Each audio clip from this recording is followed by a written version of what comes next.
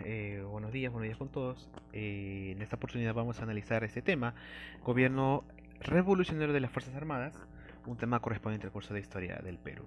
A ver, yo les comentaba antes de que en el siglo XX en el Perú existieron tres presidentes que cambiaron la historia del Perú. Tres presidentes que son los más importantes del siglo XX, ¿de acuerdo? Los cuales eran Augusto B. Leguía, de la década de los 20, Juan Velasco Alvarado, de la década de los 60 y 70, y Alberto Fujimori de los años 90 del siglo XX. Esos tres presidentes son los más importantes y más resaltantes de la historia del Perú del siglo XX. Si tú quieres entender la historia del Perú del siglo XX, tienes que entender esos tres presidentes, tienes que conocerlos. A Leguía, a Velasco y a Fujimori, ¿sí? Eh, ¿Y por qué? Y vuelvo a lo que les manifestaba hace mucho tiempo, que si nos remitimos al origen principal de lo que es este curso de historia, jóvenes, podemos sacar la conclusión de que el curso de historia nos sirve para qué? Nos sirve para entender al mundo, ¿no? En pocas palabras, nos sirve para entender el mundo. Y para entender el mundo tenemos que entender el pasado, tenemos que entender la historia, porque el mundo de hoy se explica con los hechos del pasado. Entonces, si quieres entender el mundo de hoy y si quieres entender el pasado, tienes que entender la historia del Perú contemporáneo. Y te pregunto yo, ¿cuándo surge el Perú contemporáneo? Surge con el gobierno de Juan Velasco Alvarado. Me atrevo a decir que el Perú contemporáneo, jóvenes, nace con Juan Velasco Alvarado. ¿Sí? ¿Por qué? Porque Velasco Alvarado recibe un país y después del tiempo del gobierno de Velasco, el Perú es otro. El Perú que recibe Velasco prácticamente es un Perú del siglo XIX, un Perú semifeudal, latifundista, oligarca, ¿no? Un Perú desfasado en el tiempo. Y Velasco entrega otro Perú, un Perú, no sé si más justo, no estamos acá para hacer juicios de moral, pero yo te diría que es un Perú distinto, un Perú de las masas, un Perú popular, que es el Perú contemporáneo, en pocas palabras, ¿sí? Y si nos ponemos a enmarcarnos un poco en el tiempo, tienes que entender lo siguiente. En la actualidad, el Perú que tú conoces, el Perú que yo conozco, el que todos hemos nacido, es un Perú, o mejor dicho, el Perú de los inicios del siglo XXI, es decir, este Perú es una herencia política, económica, hasta cultural del gobierno de Fujimori. Prácticamente desde que Fujimori se fue, poco ha cambiado en el país. Sigue el mismo modelo económico, el mismo modelo político, la misma, te diría yo, nivel cultural, ¿no? Poco ha cambiado. Prácticamente seguimos en el gobierno de Fujimori porque desde que se fue en el 2000, todo sigue prácticamente igual. Pasaron presidentes, pero con las mismas tácticas y técnicas también pudieron encontrar una forma de evadir la justicia, ¿no? Y este modelo que parece que ahora está entrando pues en decadencia, ¿no? Con el estallido social que se está viviendo ahora en el país, ¿no? Pero bueno, el Perú de los inicios del siglo XXI, es decir, este país, este Perú de hoy, es una herencia del gobierno de Fujimori. Y a su vez, el gobierno de Fujimori es una herencia del gobierno de Velasco. Es decir, el Perú contemporáneo nace con el gobierno de Velasco. ¿Por qué? Porque antes del gobierno de Velasco Jóvenes, como te decía, el Perú venía atrasado pues 100 años. Era prácticamente un país perdido en el siglo XIX a mediados del siglo XX. Era un país donde habían todos, había pongos, habían sirvientes, habían agricultores que no eran dueños de nada, trabajaban en una hacienda. Habían pues hacendados, oligarcas, ellos sí podían participar en política, podían participar en el poder económico, pero los pongos, los sirvientes, no.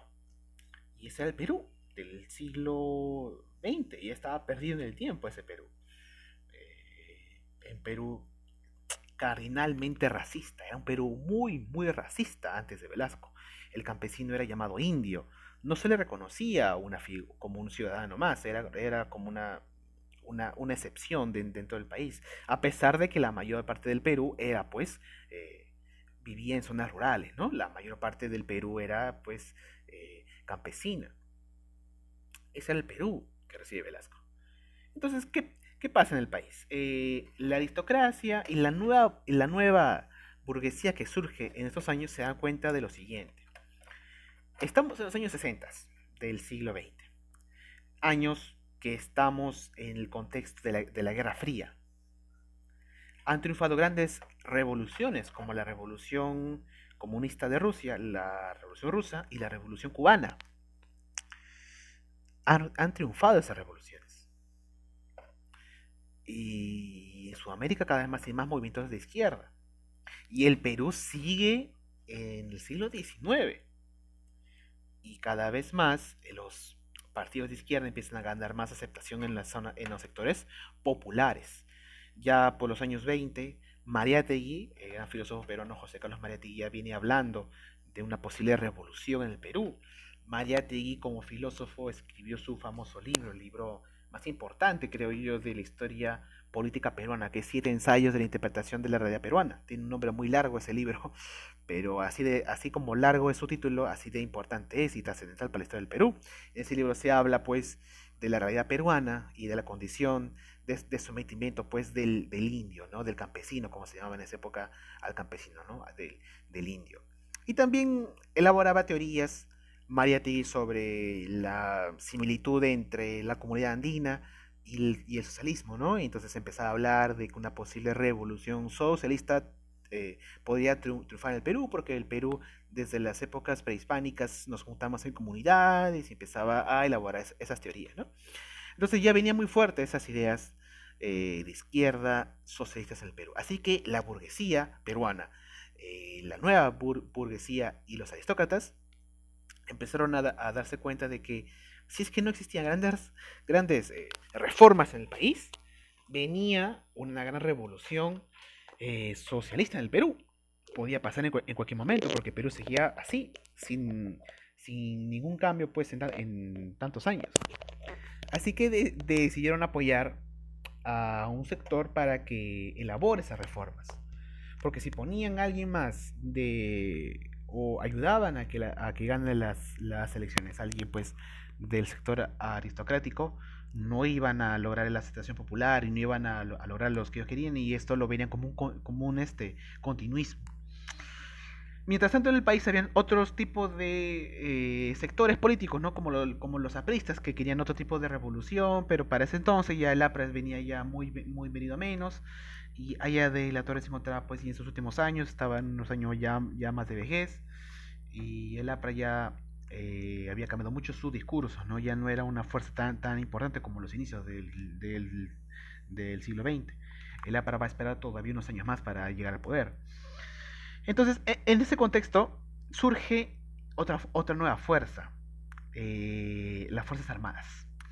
El ejército se da cuenta de que ellos pueden hacer las reformas que el Perú necesita, porque no es de ningún bando. Si bien ostenta el poder como la aristocracia, representa también al pueblo. Entonces está en un punto medio. Entonces el ejército se vio con la necesidad y se sintió con la responsabilidad de llegar al poder para hacer reformas que el pueblo necesita, con el fin de que de evitar de que comunistas, de que socialistas lleguen al poder en el Perú y hagan una revolución. ¿De acuerdo? Porque en el Perú ese era un problema muy latente, ¿no? Que luego también se va a ver en los finales de los años 80 y 90 con la época del terrorismo, ¿no? Pero bueno, en esa época era un problema real. Ya se venía, pues, ¿no? Hablando de estos tipos de movimientos de izquierda. Entonces, llega al poder las Fuerzas Armadas en el año 1968. ¿Cómo llega al poder? En el año 68 había sido elegido, pues, democráticamente Belaúnde Terry, ¿no? Fernando Belaúnde Terry.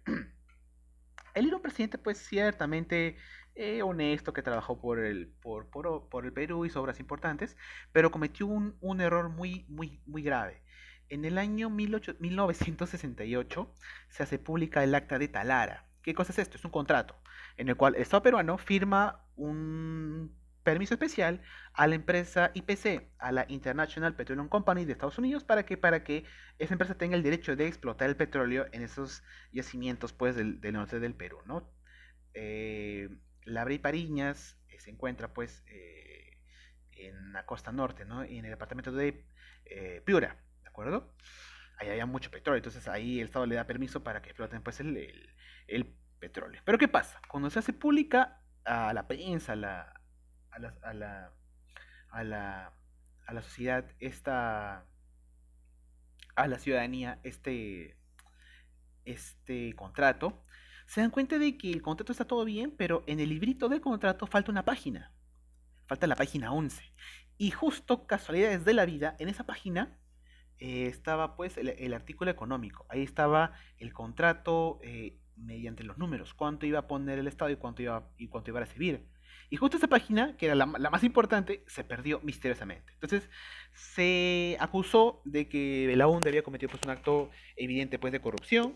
Entonces la gente empezó a protestar, ¿no? Así como ahora cuando la gente protestó por las acciones del Congreso. Bueno, fue algo parecido, pero con mucha menor medida, ¿no? Más en esa época estaba pues el Perú dividido pues en partidos, ¿no? Los apristas hacían sus propias manifestaciones, cada partido hace su propio tipo de marcha, ¿no? Un poco menores que las que hemos visto pues este año, ¿no? Bueno, entonces, ¿qué pasó? La prensa y la sociedad ya venía hablando de que posiblemente exista un golpe de Estado. Porque antes, jóvenes, la democracia era muy inestable. Ahora también, ¿no? No es que la democracia peruana sea como Estados Unidos.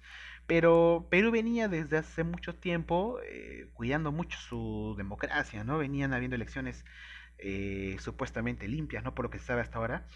Eligiendo a presidentes de una manera, pues, muy como manda la regla, ¿no?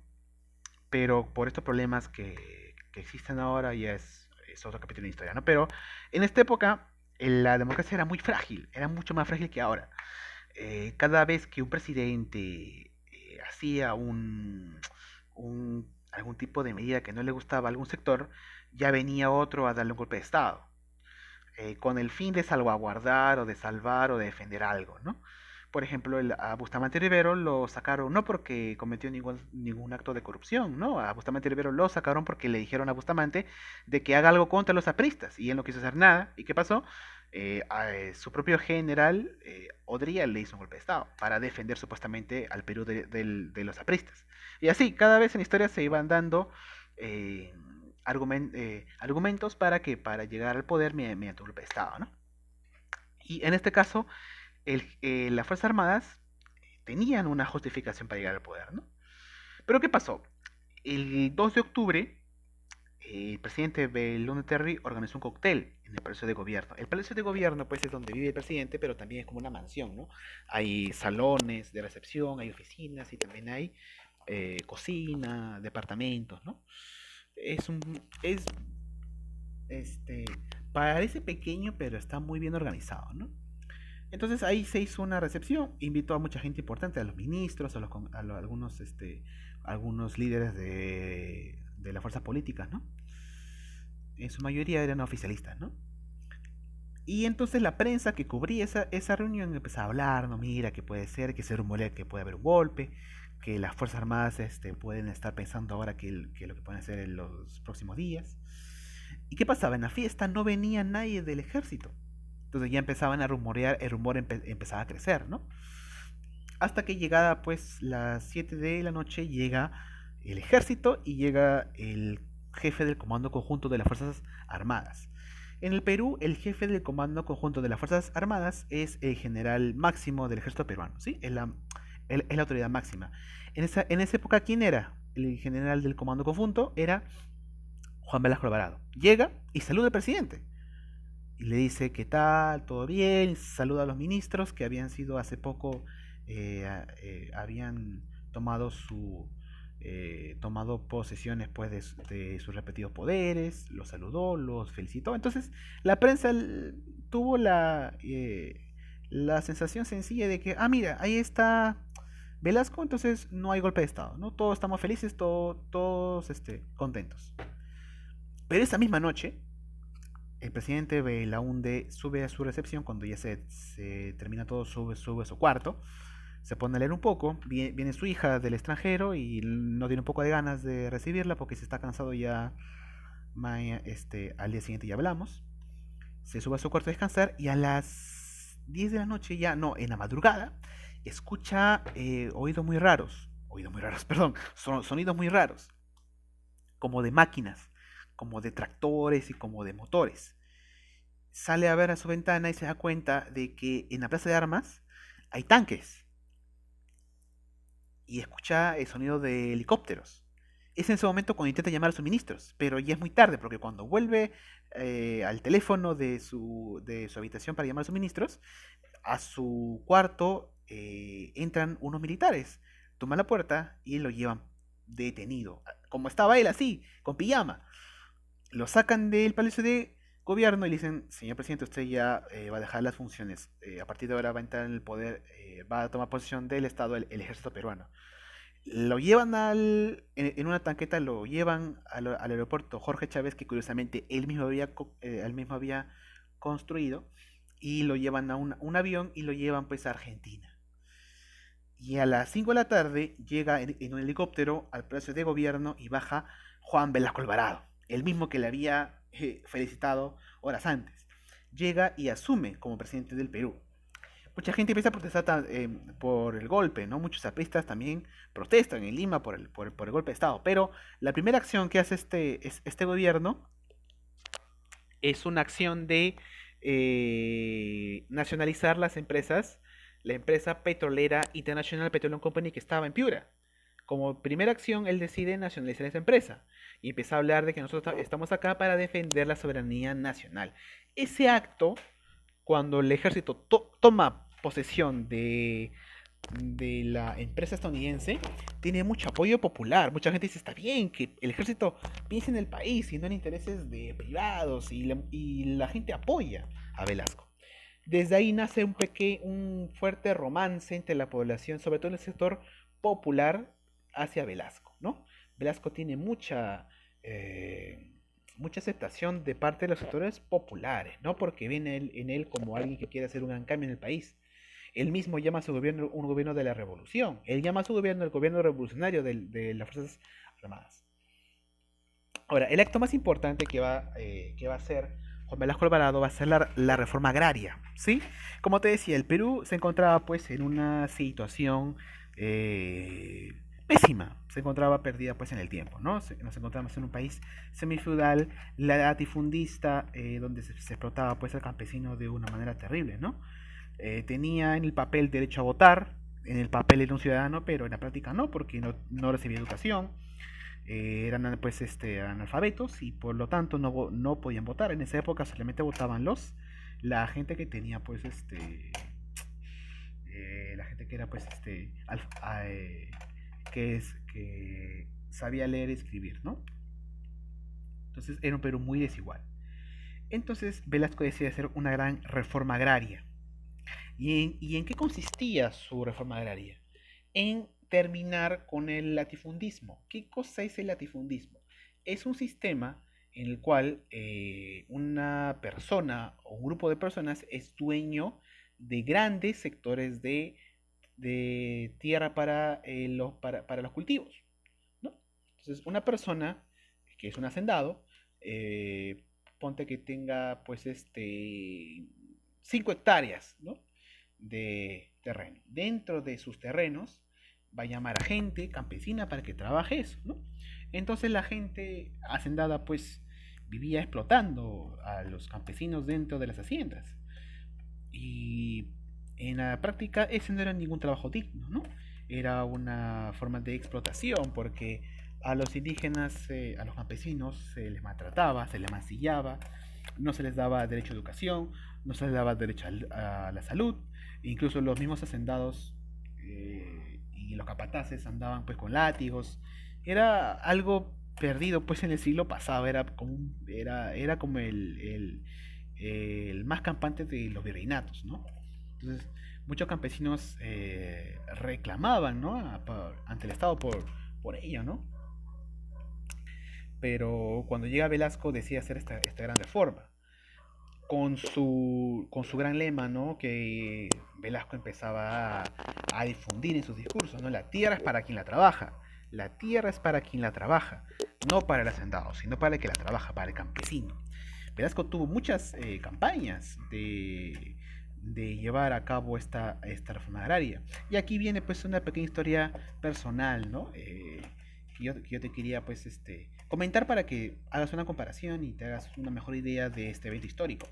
Mi padre es de Cusco, es de una comunidad este,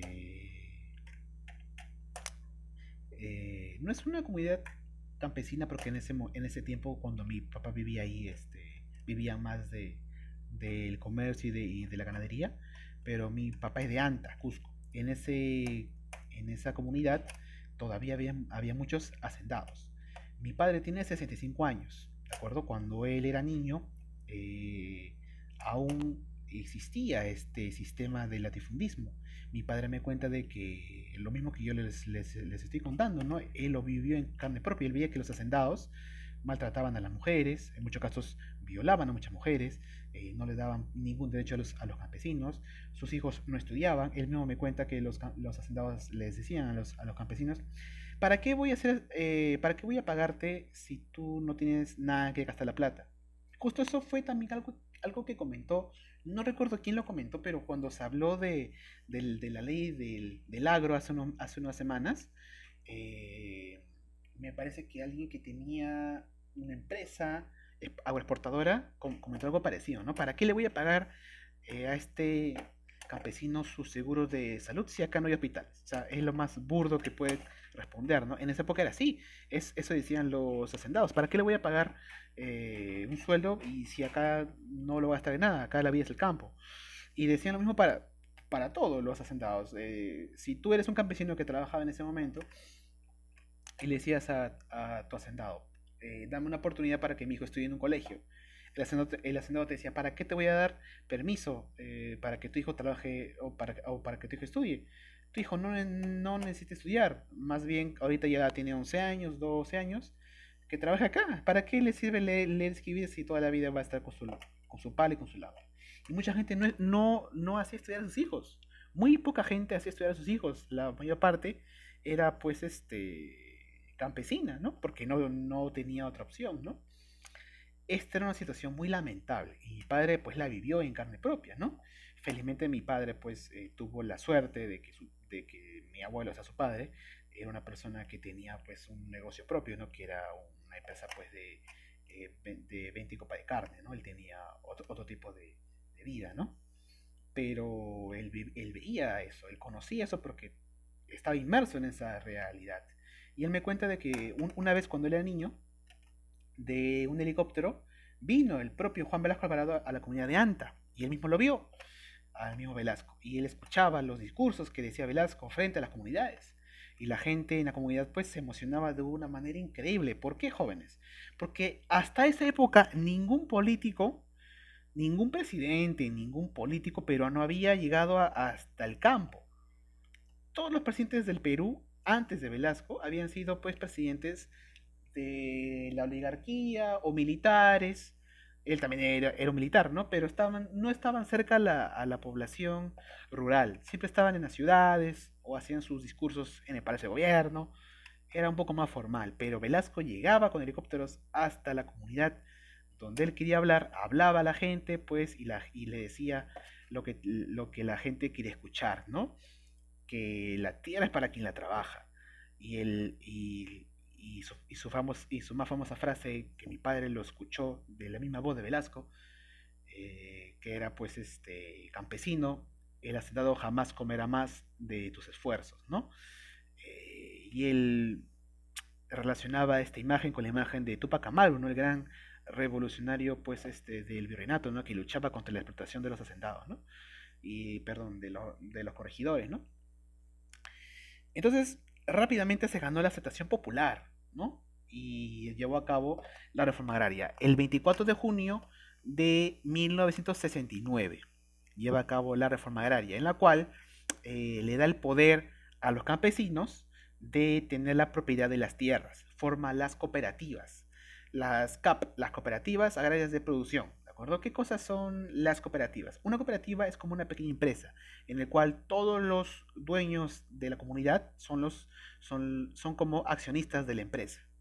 ¿De acuerdo? Una cooperativa es eso, es una unión de personas en la cual todos trabajan y todos se reparten las ganancias, ¿no? No hay un solo dueño, los dueños son todos, esa es una cooperativa. Y ese sistema se implantó en el agro. Le quitó las tierras a los dueños, a los asentados, y se las entregó pues a los campesinos mediante las cooperativas. Todo esto se inició, como te digo, el 24 de junio de 1969. Justo ese día era un día especial que él eligió, un día simbólico, porque ese día era el Día del Campesino. Antes de Velasco era conocido como el Día del Indio. El presidente Leguía instauró ese día, el Día del Indio. Pero el indio es un término pues poco aproximado a la realidad. Es un término pues más discriminatorio que otra cosa, ¿no? Entonces él le cambió el sentido de ese día y le puso pues el Día del Campesino, ¿no? Que es un término un poco más cercano a la verdad. Imagínense, jóvenes, nuestras diferencias entre el Perú y el mundo de esa época. Para que tú te hagas una idea, cuando el hombre llega a la luna, ¿en qué año el hombre llega a la luna? En el año 1969. Cuando el hombre llega a la luna, el Perú recién hace una reforma agraria para terminar con el feudalismo en el Perú. Porque prácticamente ese sistema era un sistema semifeudal, como decía Mariátegui, y era cierto. Entonces, esa es nuestra gran brecha que tenemos en el Perú. ¿Te das cuenta? Por eso que te digo que el Perú moderno nace con Velasco, con la reforma agraria, y en general con el gobierno de Velasco. Es así de importante. Ahora, esta reforma tuvo muchas consecuencias. Primero que el campesino se hizo dueño de su tierra y levantó, pues, escaló prácticamente en la pirámide social, ¿no? Ya no era una persona explotada, sumisa, sino era un hombre ya con voz y voto.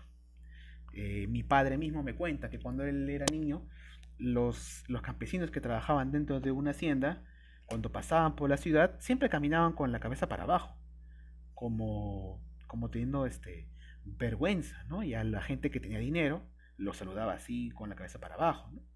Pero mi papá me cuenta que cuando yo fue un poco más grande y después de la reforma agraria, él me cuenta de que ya los campesinos caminaban pues con mejor ropa, con la cabeza en alto, hablaban a todo el mundo y eran dirigentes, es decir, transformó la mentalidad del campesino peruano. Ese es un gran avance del gobierno de Velasco y también cerró muchas brechas, ¿no? En las cuestiones de la discriminación, ¿no? Es imposible que en un Perú que el Perú es netamente indígena, que el Perú es una hermosa manifestación del mestizaje, el Perú es el símbolo de lo que es Latinoamérica, que es el mestizaje, la herencia indígena, es imposible y es inconcebible que en el Perú, así como yo te lo describo, sea un país racista, cuando la mayor parte del Perú es indígena o proviene de indígenas. Entonces, todo eso empieza a cortarse desde el gobierno de Velasco, ¿no? Pero a ver, hasta ahí todo chévere, hasta ahí todo bien, ¿cierto? Pero lo cierto es que gracias a esa reforma ocurrieron muchos adebacles económicos en el Perú. Esta reforma agraria originó grandes pérdidas para el Estado. ¿Por qué? Porque esta reforma no se implantó como realmente se buscaba. Porque la reforma agraria buscaba ¿qué cosa? Darle poder de utilizar y darle pues el derecho de ejercer la propiedad de las tierras a los campesinos. Pero estos campesinos sin ningún tipo de asesoramiento, sin instrucción, sin seguimiento, no podían llevar adelante pues su producción. Entonces prácticamente se les dio la tierra y se les dejó, no se les continuó, ¿no? No se les dio bueno, sí se les daba tractores, sí se les daba pues tecnología, pero no se les daba asesoramiento. Recordemos que pasar de ser gente que no tiene educación, a gente explotada, a dueños de su propia empresa en las cooperativas, era un cambio muy abrupto, muy brusco, ¿no? Entonces, el plan perfecto hubiera sido de que el Estado acompañase a estos campesinos para que eh, sus empresas pues triunfaran, ¿no? Sus cooperativas triunfaran, pero esto no ocurrió. El Estado creó un banco, el Banco Agrario, para que los campesinos fueran a pedir préstamos para sus empresas. Pero ¿qué hacía la gente con estos préstamos? Se compraba pues su casa, viajaba a otras partes del país, ¿no? Y no se utilizó en inversión, ¿no? Entonces, esto con el tiempo generó grandes pérdidas para el Estado, ¿no? El Banco Agrario quebró y la gente empezó a dejar el agro y empezó a migrar, vendió sus terrenos, vendía las partes que les daba el Estado y simplemente dejaba eso atrás y se iba pues a las capitales, ¿no? A la costa, a Lima. Y con Velasco y con la reforma agraria también nace, como te digo, el Perú moderno. Porque cuando la reforma agraria empieza a entrar en decadencia, porque la gente vende sus terrenos y la gente no invierte en el agro y la gente malgasta el dinero del Banco Agrario, mucha de esa gente va a Lima, ¿de acuerdo? A buscar pues un mejor trabajo, ¿no? Va a Lima, va a Arequipa, a Trujillo, sobre todo a Lima, ¿no? A las principales ciudades. Entonces el Perú en poco tiempo pasa de ser un país rural a un país urbano. Actualmente Perú es un país cuya mayor parte de la población vive en las ciudades, pero en ese momento no. Entonces nace lo que se conoce como el desborde popular. El Perú moderno o mejor dicho, el Perú moderno nace con el desborde popular, con la migración interna, que surge con el gobierno de Velasco y se agudiza con la época del terrorismo. Con, esas dos, con esos dos eventos históricos del siglo XX, nace la nueva sociedad peruana, una sociedad migrante que viene del interior hacia las principales ciudades del Perú. Te puedo asegurar a un 80% de que tú no eres un limeño mazamorrero que ha nacido en Lima y sus abuelos y sus tatarabuelos son de Lima, no. Si nosotros hacemos un trabajo estadístico, nos podemos dar cuenta que la mayoría de peruanos hoy en día tiene antepasados cercanos, papás, abuelos, migrantes, o del campo o de alguna provincia. Y te lo aseguro que sí, tus padres tal vez son de Lima, pero tus abuelos no son de Lima. Son gente que ha llegado de otra parte del Perú en su mayoría. Y tú haces ejercicio. Tus dos padres son de Lima, tal vez porque tú ya eres un poco más joven. Pero, por ejemplo, mis padres no son de Lima. Mi papá de Cusco, como te digo, que migró. Mi abuelo también migró. Y su abuelo también migró. Y así toda mi generación es gente que proviene de campesinos. Y esa es la nueva sociedad peruana. Una sociedad que ya no está marcada por los estratos sociales, por las castas como era antes de Velasco, sino una sociedad masificada, desbordada, que se identifica con un pasado en común, que se identifica con la migración.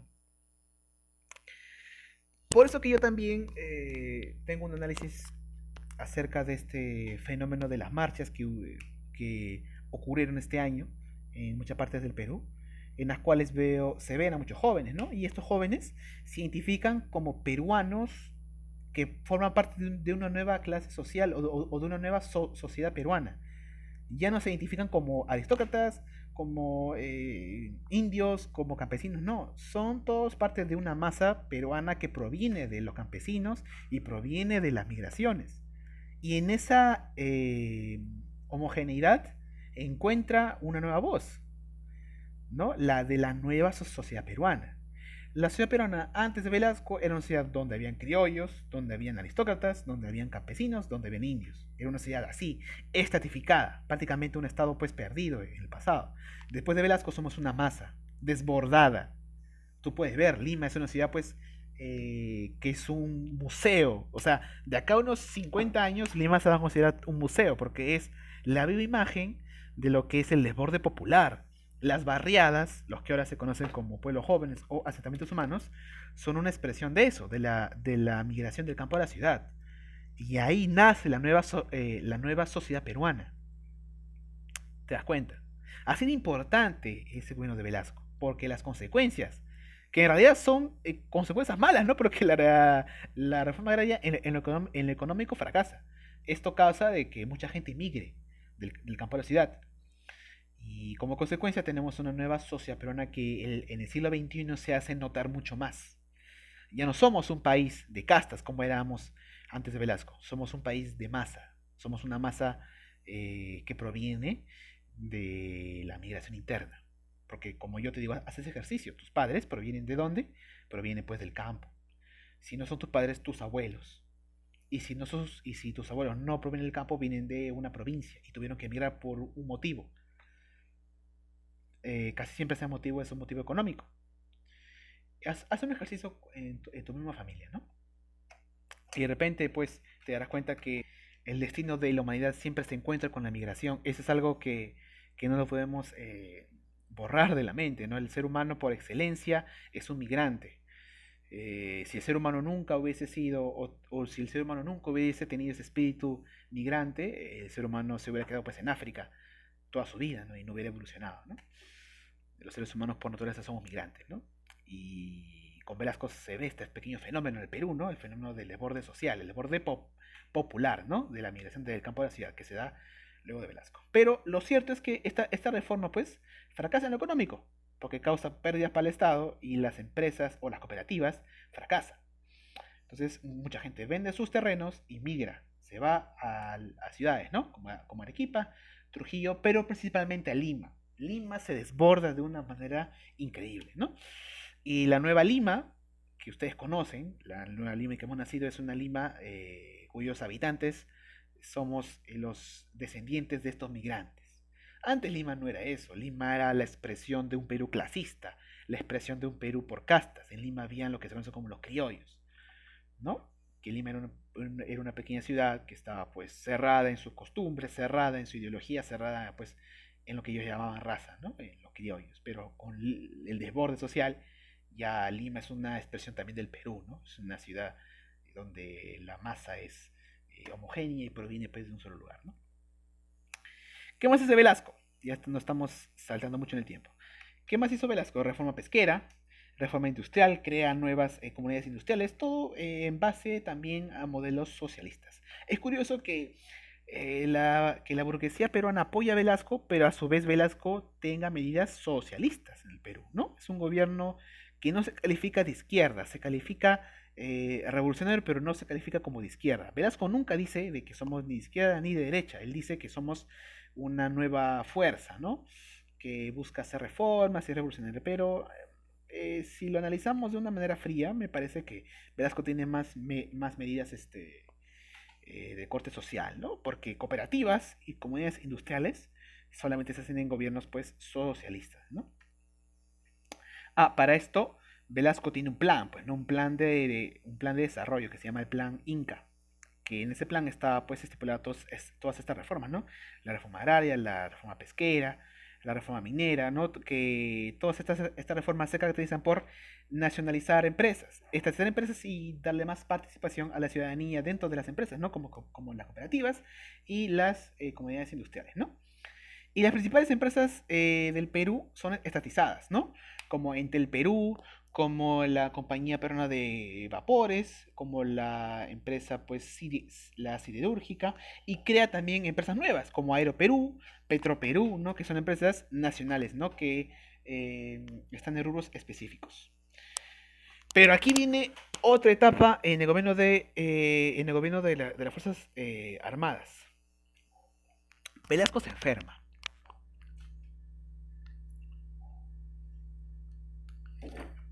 Velasco se enferma. Él tiene un problema con la sangre. Me parece de que cuando llega al médico, los médicos le recomiendan de que la sangre no fluye bien en su pie, así que tiene que cortar el pie. Y los médicos le dicen, o le cortamos el pie, señor Velasco, o usted se va a morir. Así que Velasco tuvo que aceptar el corte de su pie, ¿no? Por un problema que tenía con la sangre. Después de eso, Velasco se debilita mucho, ya no aparece en muchos actos públicos y asume el poder, pues, el segundo al mando, Francisco Morales Bermúdez. Posteriormente, Velasco fallece en el año 75. Entonces, del año 75 al 80, eh,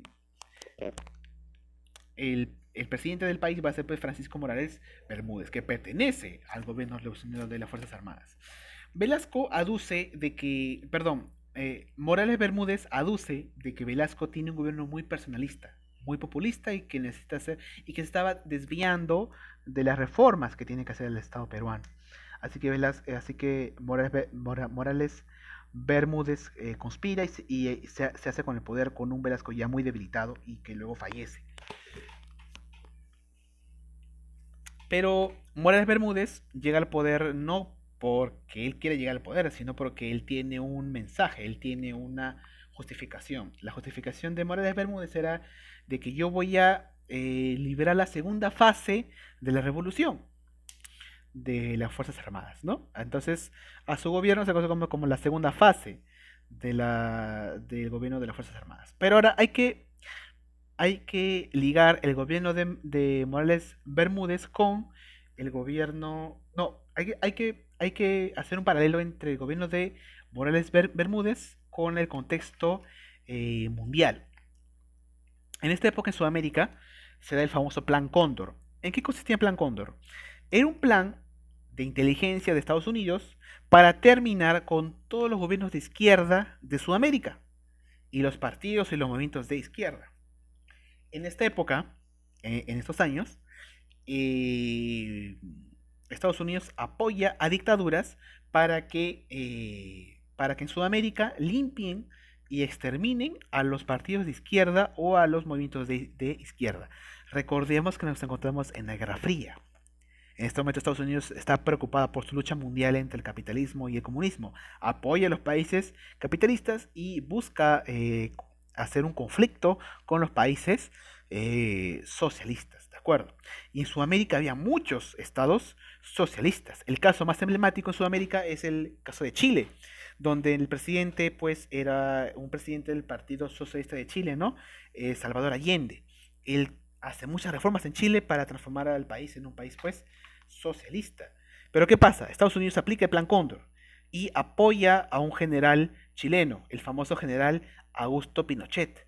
Hace un golpe de Estado y el general Pinochet llega a poder en Chile, apoyado por Estados Unidos, apoyado por el Plan Cóndor, y finalmente Allende se suicida en el Palacio de la Moneda. Este es el evento más característico del Plan Cóndor.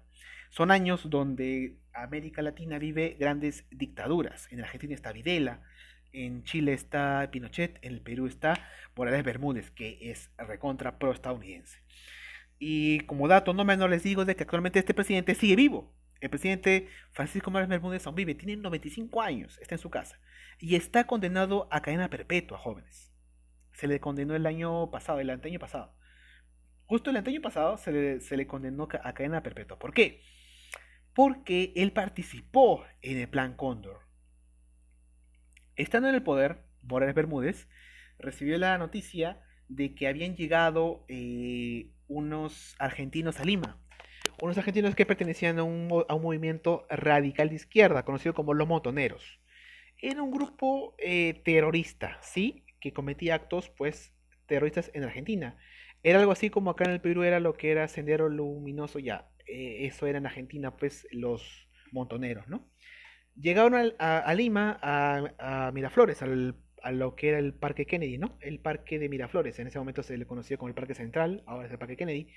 Y en ese parque se reunían, pues, para conversar sobre las futuras negociaciones y actos que iban a hacer estas personas en Argentina, ¿no? Y la inteligencia peruana se enteró de esto y el Estado, y bueno, Estados Unidos también, mediante Plan Cóndor, le dio las facultades a Morales Bermúdez para que persiguiera a esos montoneros, ¿no? Y los encarcelara. Durante el gobierno de Morales Bermúdez se persigue a los montoneros argentinos que estaban aquí en Lima y se los lleva pues al Pentagonito, que es una base del ejército que está en San Borja, ¿no? En el sur de Lima. Se los lleva ahí y se les tortura y luego se les asesina. Las prácticas que hacían las dictaduras de Latinoamérica en esta época son prácticas terribles. Las muertes que tiene Pinochet, los desaparecidos que tiene Videla, son terribles. Las dictaduras de esta época en Sudamérica, jóvenes, apoyadas por el Plan Cóndor, son las dictaduras más terribles que va a tener Sudamérica en su historia. En esta época, pues, si comparamos a Morales Bermúdez con Pinochet o con Videla, pues Morales es un niño, ¿no? En comparación a las atrocidades que hacía Videla y que hacía Pinochet, ¿no? Pinochet llevaba a todos los opositores y a los izquierdistas de Chile al Estadio Nacional de Chile y los mataba por días. Era un asesino terrible. Todo esto, ¿por qué? Por el apoyo, pues, de Plan Cóndor, ¿no? Pero el hecho es que Morales Bermúdez apoya el Plan Cóndor, pues en secreto, captura a los montoneros y los lleva al Pentagonito y los tortura y los mata. Tiene muchas prácticas de ese estilo. También se comenta de que a muchos opositores se los llevaba pues en aviones por la selva o por la selva alta o por algunas partes también de Sudamérica. Esta es una práctica común en toda Sudamérica y se les lanzaba desde el helicóptero hasta el vacío, ¿no? Era pues una época donde Estados Unidos daba autorización a que los dictadores de derecha de Sudamérica hicieran lo que quisieran con los opositores, sobre todo de izquierda, comunistas o socialistas, con el fin pues de exterminar todo tipo de ideología de izquierda en Sudamérica. Porque Estados Unidos temía que en Sudamérica ocurriera lo que pasó en Cuba, porque tú sabes que la Guerra Fría era una guerra pues entre ideologías, ¿no? Finalmente se confirmó la muerte pues de esta gente y pues por ese caso ahorita Morales Bermúdez es un presidente pues que está preso, ¿no? Les dije de que un presidente que falleció en prisión era el presidente Leguía, ¿no? Pues el segundo va a ser lamentablemente Francisco Morales Bermúdez, que ya tiene pues 95 años. Y me parece que el tercero también va a ser Fujimori. Triste historia para los presidentes peruanos, ¿no? Ojalá que esto cambie en un futuro. Y parece que va a cambiar por todo el despertar de la gente que está teniendo ahora. ¿Qué más podemos comentar de Morales Bermúdez? Sabe de que tiene que entregar el poder porque el gobierno ya no se sostiene más. Hay una inflación muy fuerte. Las empresas estatales ya entran en quiebra. Así que lo que le queda es entregar el poder. Pero él tiene que dejar un... Él es consciente de que tiene que dejar un legado. Él se daba cuenta de que si es que él dejaba el poder, venía otro presidente y volvía a lo mismo. Entonces él quería dejar las reformas de Velasco escritas en una nueva constitución para que a partir de ese momento se aplique en el Perú, ¿no? Y en el año 79 se convoca una asamblea constituyente para que todas las reformas de Velasco lleguen pues a estar escritas pues en la constitución, ¿no? Y se hace, en el año 79 se convoca una asamblea constituyente y el presidente encargado de esa nueva asamblea constituyente va a ser nada más y nada menos que un viejo conocido en la política peruana, Víctor Raúl Haya de la Torre, ya muy viejito, ya muy anciano. Meses después fallece. Pero esto se hace como un homenaje también, ¿no? Para darle todo el reconocimiento que no se le dio en vida, porque ustedes saben que en toda su vida política, allá de la Torre se la pasó combatiendo, luchando, escapando, ¿no? Generando un montón de revueltas y todo eso. Pero fuera de que era una persona que desestabilizaba al país, ¿no? Fuera de ello, pues allá de la Torre era un intelectual muy, muy importante, ¿no? Y muy admirable solamente por ese sentido, que era una persona muy, muy inteligente, admirable y no era ningún caído del palco, ¿no? Más allá de que desestabilizó al país en muchas oportunidades, ¿no? Pero bueno, el caso es que en el año 79 se llegó a esta asamblea constituyente y se decretó la nueva constitución del año 79 y se aperturaba pues una nueva época en la historia del Perú, ¿no? Esta constitución va a durar hasta la crisis del año 90 y con Fujimori pues se va a cambiar esta constitución en el año 93 y la constitución del año 93 se va a quedar hasta el día de hoy, ¿no? Una de las tantas constituciones que tuvo el Perú, ¿no? No quiero irme sin antes recomendarles esta película, que es un documental que nació el año pasado, que se rodó el año pasado, conocida como La Revolución y la Tierra, que es un documental que nos habla paso a paso todo lo que fue esos años, que fueron años de grandes transformaciones para el país, ¿no? Años de revolución, como lo dice pues el título, ¿no? Este documental es el documental más visto en la historia del Perú. O sea, nunca antes habían ido tantos peruanos en el cine a ver un documental. Y encima un documental de historia del Perú. O sea, que es un documental muy interesante, que toma imágenes de películas de la época y está muy bien narrada y muy bien contada. Así que se la recomiendo cuando les interesa hablar pues de ese tema tan importante para conocer el Perú contemporáneo, ¿no? Que siempre es tan complejo, cambiante y es todo menos aburrido, ¿no? Como les dije alguna vez, en el Perú nos podemos morir de cualquier cosa menos de aburrimiento. Bueno, jóvenes, entonces eso sería todo por hoy. Nos vemos la próxima semana. Hasta luego.